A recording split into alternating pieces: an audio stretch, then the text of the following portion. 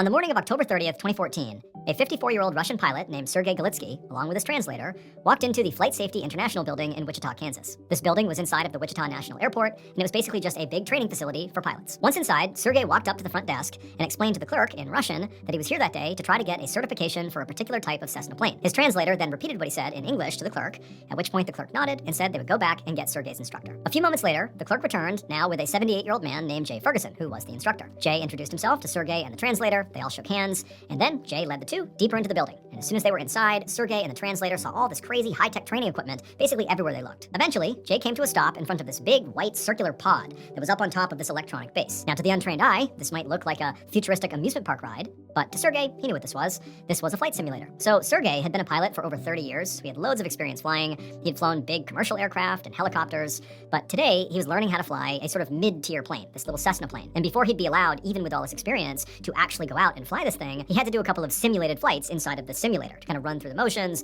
get some experience before actually going out and doing it. And so Jay reached out and opened up the door to this pod and gestured for Sergei and the translator to go inside. And so they did. Sergei went in and he saw right away that the inside was an exact replica of the inside of a Cessna, like down to every little detail. It looked exactly the same.